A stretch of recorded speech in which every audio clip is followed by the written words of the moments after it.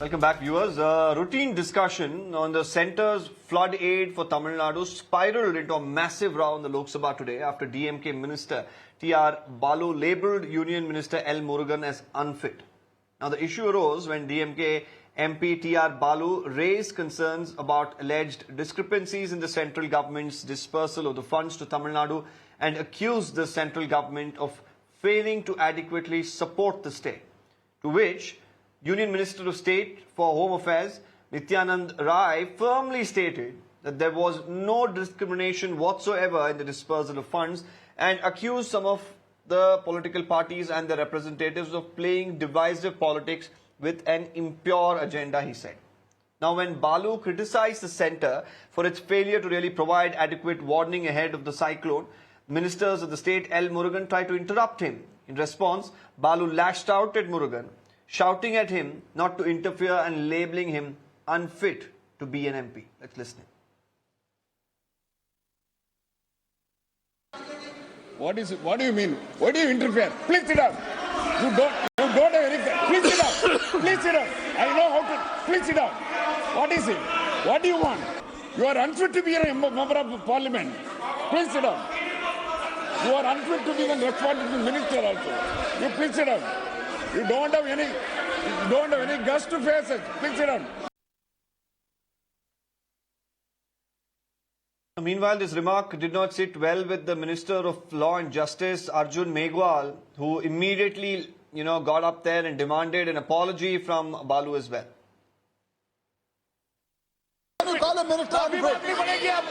माफी मांगनी पड़ेगी आपको माफी मांगना चाहिए वो भी दलित मंत्री को और आपने दलित मंत्री हमारे मंत्री को अनफिट कर दिया ये नहीं हो सकता आप दलितों को अपमान करते हो. Meanwhile, Parliamentary Affairs Minister Prahlad Joshi joined the clamour, reprimanded Baalu for the kind of statements that he made. Here's his reaction. We will teach you. This is not good.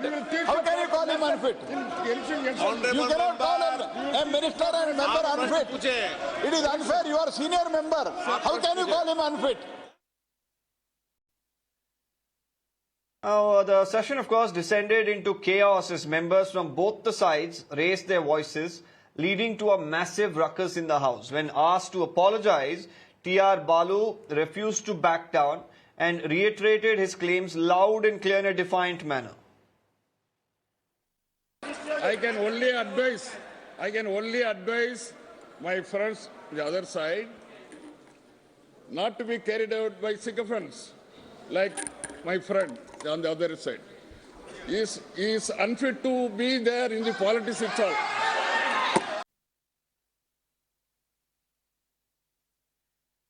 Meanwhile, the BJP have now, of course, hit back at the DMK with the unfit claims of their own and released a fitness certificate of Chief Minister Stalin, where, Tamil Nadu BJP Chief Annamalai waded into the controversy as well and labelled TR Baalu a disgrace to politics. Now, political temperatures, of course, have been rising in the run-up to the Lok Sabha elections and is expected to only increase. But the larger question here still remains.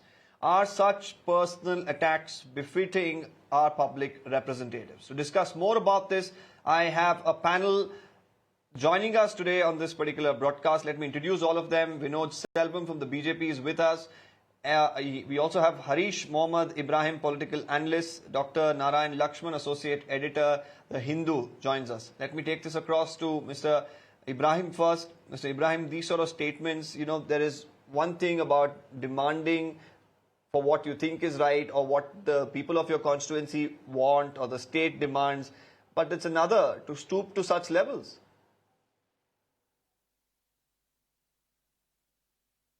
Yep. What is there to stoop to such levels? It was been given a firm reply in the parliament stating that he is not fit to be in the parliament because he represents the people of Tamil Nadu as a minister of state. And when there is a demand which is being raised by the Tamil Nadu state government to release the NDRF funds at about 37 crores for all the natural calamities which has been happening for the last 3-4 months before.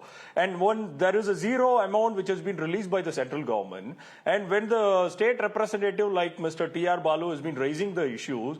When a MoS state which hails from a party like BJP who did nothing for the society, even whether it comes to entire India or to the state, raising and opposing MP who has been raising for the needs of the Tamil Nadu people, then it is a realistic thing what Mr. Baalu has said. He is not only fit to be inside the parliament, he is not to fit represent the Tamil Nadu state government at all. As any kind of minister of state or any whatsoever in the bureaucratic portion, he is not even fit to be representing the state of Tamil Nadu.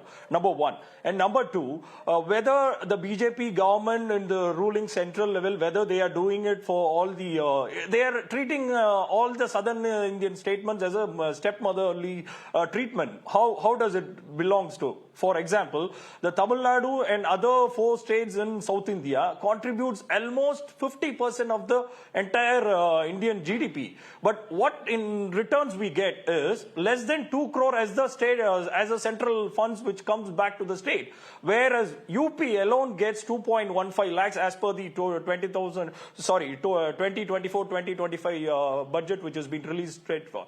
But for the Tamil Nadu and other states, which is less than 2 lakh crores on a collective of 5 states. So can't you see by yourself whether how the central government treating the other South Indian state? So again we reiterate the same thing. The Mr.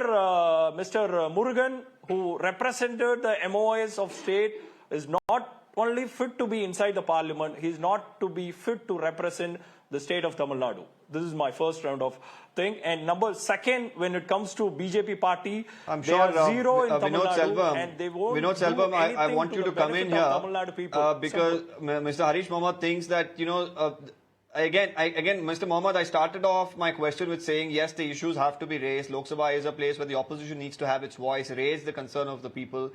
But why, take the discourse to such levels is the question that I was asking you. Maybe the BJP will have, a different take on What this. is the discourse? What is the discourse? Tell me. Selvam, what's your what is the discourse? take? When the minister has to respond, what is the discourse? Tell me. Let Mr. Mohamed, you had your ample time to respond. Let Mr. Selvam come in. Let's see what he has to say as well. I really think that it is very unfortunate Selvam, that if you're on mute, we have please unmute someone who's yourself very and then unfit respond. to be a political analyst. Can you hear me now? We can hear you. Go ahead. Yes, we can hear you. Can you hear me? Okay. As I said, it's rather ahead, unfortunate that we have someone who is very unfit to be a political analyst on our show tonight. I don't know where he gets his data from, and I don't know where he is talking out of. Who is he to judge whether a person is capable or not of representing the people?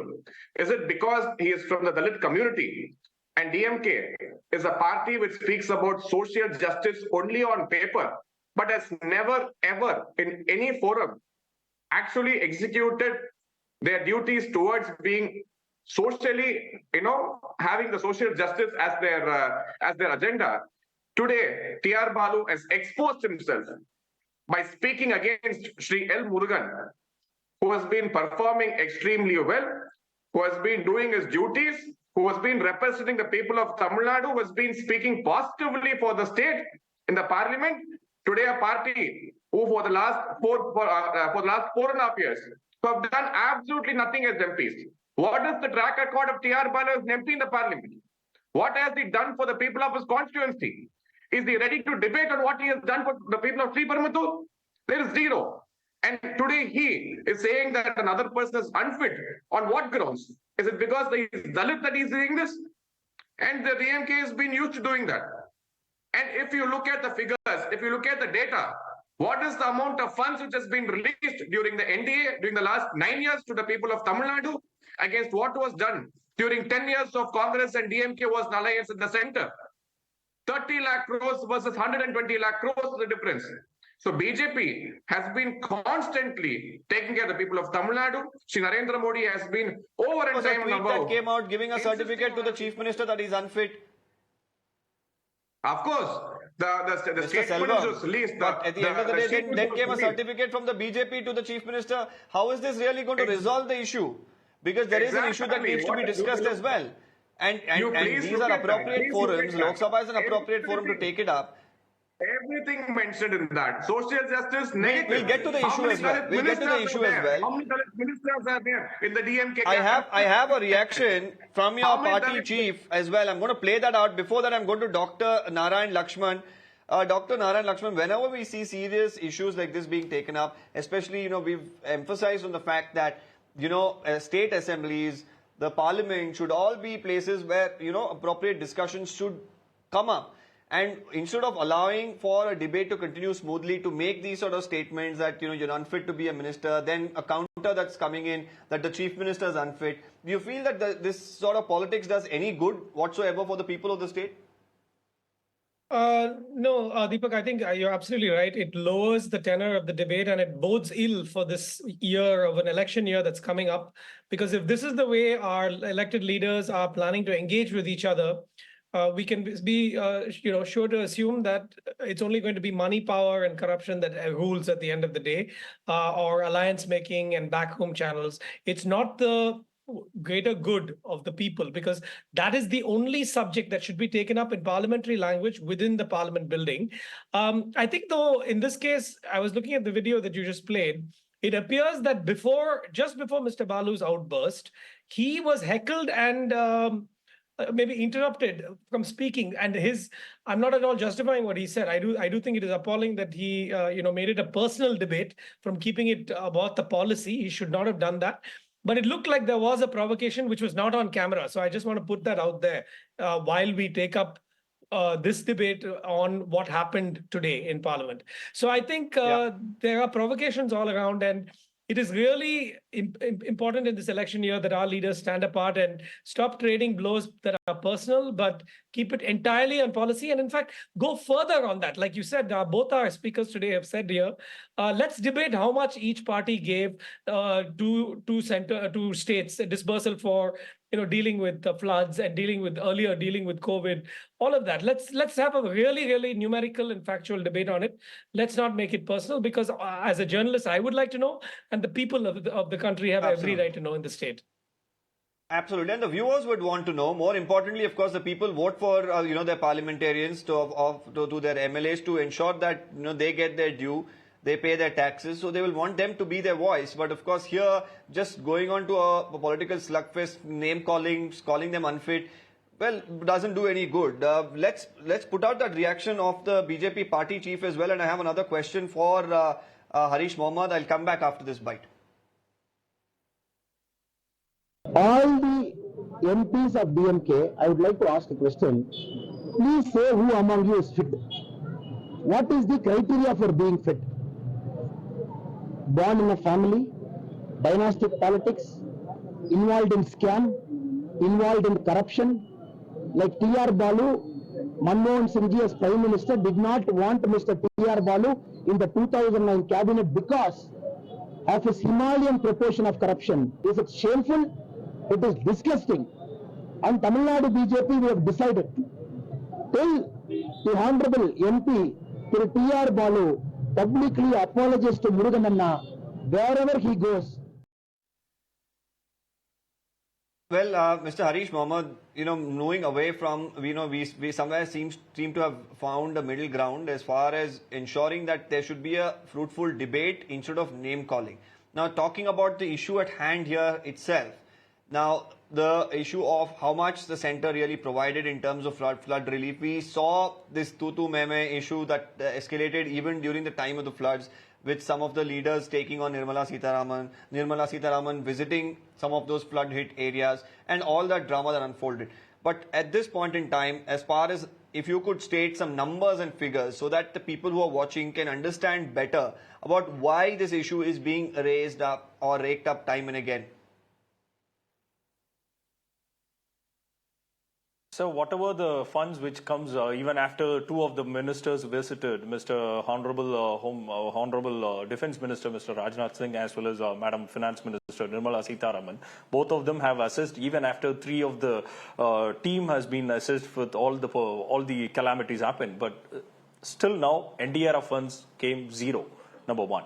And number two, and whatever the clips you have played, and Mr. Annamalai shouldn't brag about the political decency as he is on the ground zero. He is politically indecent, calling reporters, calling the journalists as monkeys and whatever the slugfest language he want to address the journalist here in Tamil Nadu, he does that. And number three, he does all kind of tutu meme politics in Tamil Nadu using all kind of scandalous tapes, videos and everything. And even most of the women who have even recently, Mr. Gayatri Jairaman, who have openly admitted that Mr. Annamalai is using all kind of dirty politics, even within inside their own party. So he shouldn't be like a Satan preaching a gospel to entire Tamil Nadu, how to contact the DMK people, to how to contact. Number three. And number four, whatever said and done, the entire contribution of the South state, including Tamil Nadu, to the central GDP is about 20 to 25%, and whatever we are receiving it about 4% on the national NDRF funds.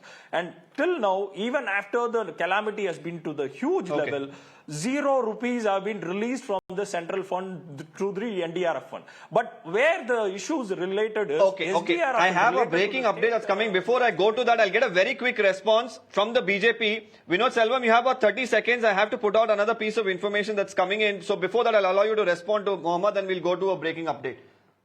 Mr. Selvam. See, in all the 2 minutes Mr. Hareesh has spoken, not once did he speak about any numbers. Let me give him numbers so he can make a note. 11 medical colleges in the last 9 years for Tamil Nadu at a cost of 2,100 crores has been given so far. Smart cities worth almost 5,200 crores has been given to the state of Tamil Nadu. All the airports across the state, more than 4,000 crores has been released for making sure the airports get upgraded. There are over 63 lakh beneficiaries under the Jal Jeevan mission. Thousands of crores have been given to the people of Tamil Nadu. And if he's talking about South states contributing, he should understand one thing. In Tamil Nadu, only 4 districts, Chennai, Thiruvallur, Kanchipuram and Coimbatore, are self-sufficient. And all the other 36 districts are completely dependent on these 4 states. They depend on these 4 states to make sure that, all their needs are being met out. So now the people of these 4 cities can't come out and say, we are contributing to the entire state. Why is the state benefiting? That is stupid. So this is completely... Okay, Mr. Selvam, I request you to hold on to your thoughts. Mr. Selvam, I request you to hold on to your thoughts because I'm coming back to the debate in just about a minute. We have some breaking updates that's coming in from Maharashtra. We've just been told that there's been a big setback to Sharad Pawar here. That's the latest that we are picking up. And more importantly, we've been told that the symbol war, there's been an end to it. It's a win for the Ajit Pawar faction. That's what we are picking up. Ajit Pawar will get the NCP symbol. This is, of course, going to be a big setback for Sharad Pawar. The Election Commission here has awarded Ajit Pawar faction the NCP symbol and have called them the real NCP as well. We also have Clyde Crasto joining us on the phone line. Mr. Crasto, how do you really view this decision by the Election Commission? Do you see it as a setback?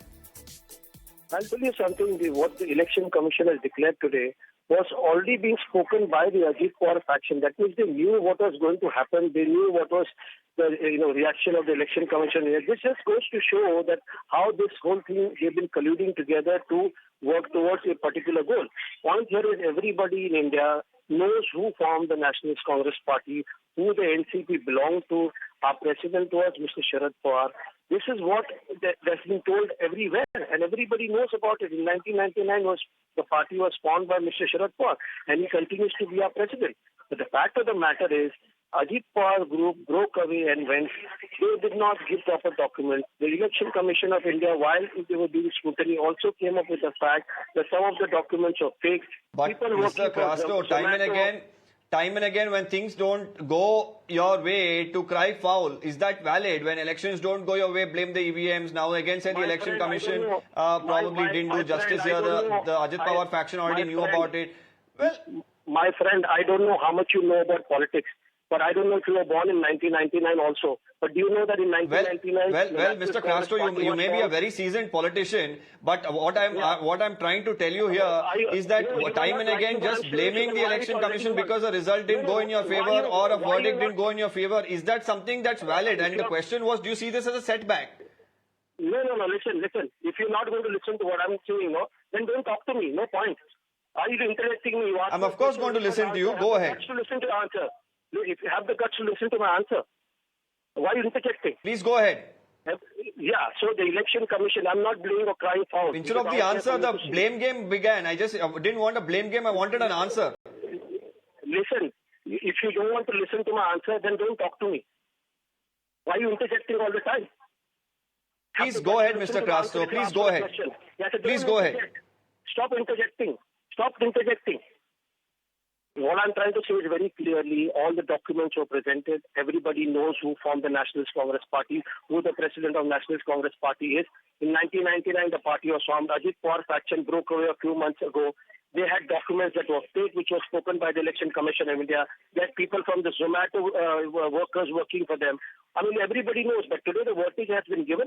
So be it. We have to accept it and go ahead. But this is not going to stop us in our tracks. We're going to continue fighting. We're going to continue serving the people of India by taking away the symbol and the what will be party. what will be the next move? I don't need to tell you what the next move is. The next move you'll see. Okay, it won't stop you. So what is the next move? What? I don't need to tell you what my next move is. The time will tell you, and you Okay, can that's see the what my next statement. move is. That's how it's going to be. Yeah. Okay, Mr. Crasto. Well, the Sharad Pawar faction here says, well, right now they accept the decision. They, of course, initially did even say that probably something smells fishy. But overall, at this point in time, it's a big setback. Mr. Ajit Pawar will be celebrating, his faction will be celebrating. I also believe my colleague Abhishek is on the phone line with us. Abhishek, if you could share more details, what exactly transpired, because we just heard Mr. Crasto say that there was already some talks from the Ajit Pawar faction that they are going to get the symbol. So this information was out there even before the Election Commission could make it public, is what he said. Both the sides have their claim over the hearing that has been conducted in the past. But what we can understand with the order, that is very much straight and clear, that Election Commission has relied upon the legislative majority. The legislative majority says that 40 plus of MLAs are with Ajit faction, and on that basis, the Election Commission has given the party name and party symbol to Ajit faction. In fact, more prominently in the order, it is clearly mentioned that Sharad Pawar faction has to get back with 3 preferred symbols that they can be used as a political formation in the upcoming Rajya Sabha election. And what makes it unique and different, if you track down to the Sena versus Sena hearing happened before Election Commission, they first had frozen the original symbol, bow and arrow, and later a number of hearings were conducted, and later on Shinde got the bow and arrow, in fact the Sena party. But this is a very huge setback as to the Sharad Pawar faction, definitely, because after a couple of hearings we can see directly the symbol as well as the party on the basis of legislative majority going to Ajit faction, and definitely they will be celebrating today. But on the other side, Sharad Pawar faction will definitely approach the Supreme Court, as did in the case by Uddhav Thackeray when it comes to Sena versus Sena battle before the Election Commission. So finally the battle will go to Supreme Court. Back to you. Right, Abhishek, and of course the ramifications of this could be felt in the Lok Sabha elections as well. That's coming up. We'll keep a close track. Thank you, Abhishek, for joining us with that breaking update. We'll keep a close track. Moving once again to the debate that we were discussing about how southern states, especially today, of course, the issue of the funding for the flood relief for Tamil Nadu. We were debating that with our panelists, Selvam from the BJP with us, Hareesh Mohamed, analyst, with us. Also, we have Dr. Narayan Lakshman, associate editor of The Hindu, still who continue to be with us. Now, we've been talking about how in the last week or so, multiple southern states have been talking about funds. They've been talking about, devolution of taxes. They've been talking about how the center has done injustice to them. Now, there has been another idea that has been proposed at this point in time by the economic advisor to the Chief Minister of Karnataka, Mr. Basuraj Raya Reddy, who suggests there should be a Southern Economic Alliance. I spoke to Mr. Raya Reddy about this a little while earlier. Firstly, let's listen in to what he said, and then I'll come back to the debate. But this Southern Economic Alliance, and that you will propose the same to the Chief Minister? Already I spoke to the Chief Minister. Okay. He in principle has agreed, but whether he asked me whether it is possible to do it before the Parliament election declared. Okay. I said it is not possible because in 15-20 days the Code of Conduct will come. Okay. I said that it is a beyond Parliament election only. You have to do that. For that correction, if you permit me, I will talk to some of these people Yeah. Then later on in the month of June, we'll work out the strategy of that. Till that, anyhow, there is a time space is there. Let us see what the next government will come. Okay. After May, what will happen? What will be the main aim of this Southern The Alliance? aim means, that in 16th Finance Commission that we should get a adequate devolution of funds. Yeah. That's all. Our motto is not for anything. Only that we should get our whatever tax we are going, we should get adequate funds. So are you going to look at all the southern states combining and building pressure? Is that how you're looking at it? Definitely. Whoever affected states are there. Okay. We want to do that. Okay. Okay. That's why, that all together fight, it is better, Dr. Lakshman, quite an interesting proposal. Do you think that something like this will actually work between the southern states? Or will it become another, stepping stone for controversy?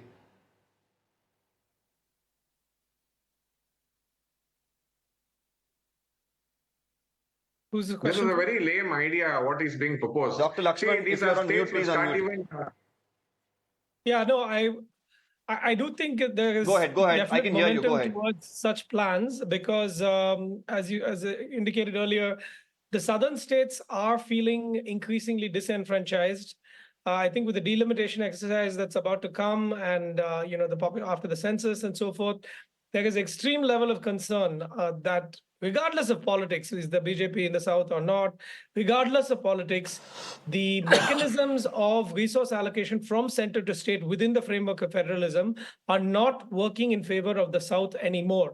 Whether we like it or not, the south has pulled away from the rest of the country in terms of economic growth rates, in terms of contributions to GDP, in terms of family planning and population growth, so many aspects.